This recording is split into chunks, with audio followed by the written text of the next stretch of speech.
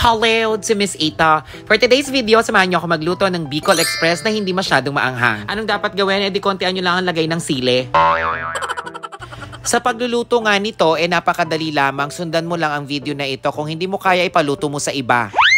O ano, ready ka na ba? O magni-next video ka na lang? Disclaimer lang, version ko to, alam Miss Ito. Sa mainit na kawali ay bahagya nating iprito ang mga baboy para kumatas at lumabas ang tubig at natural oil ng baboy. Ang arte ko, true. Maliliit lang pala ang ginawa kong hiwa ng baboy para mas mabilis itong lumambot. At sa pagpiprito ng baboy na yan, natutulungan nyo din lumambot yung baboy. Pag brown-brown na, hanguin nyo na to sa kahirapan. Hala, manggagaya na ako ng spill. Sa parehong kawali, maglagay tayo ng mantika. Pero teka, nasan pala yung pinagprituhan at nasan na yung mantika ng baboy? Hindi ko nga rin alam kung nasaan, basta let's continue. Syempre, magigisa tayo. Guys, kayo, paano kayo nagigisa? Inuuna nyo ba ang bawang o ang sibuyas? Ako kasi sibuyas, pagkatapos bawang para hindi masunog ang bawang. Sa pagluluto ng Pork Bicol Express, ang daming version nito. Pero natutunan ko to sa panonood ng TikTok at YouTube. Kaya itatry ko lang to. Pag naamoy nyo na ang aroma at nakita nyo ng medyo sunog na ang bawang, ilagay at ibalik nyo na ulit ang pininrito ninyong bahagyang baboy. Yung iba, titimplahan na yan. Lalagyan ng patis, pero ako ang nilagay ko lang paminta. Kasi maglalagay pa tayo dyan ng bagoong, edi ang alat-alat na, ang bato, kidney stone, alagaan. Kung hindi, sisigaw ng Darna!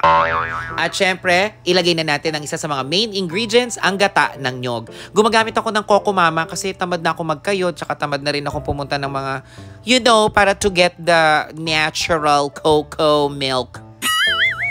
Takpan at hayaan ng kumulo. Pagkakulo, syempre halu-haluin natin at eto na ang main ingredients, ang bagoong. Gumamit ako ng Barrio Fiesta, yung kulay green original. Pero yung iba kasi, yung kulay pink talaga, yung fresh from palengke. Takpan ulit at pagkakulo, halu-haluin. At ready na nating ilagay ang pangpaanghang.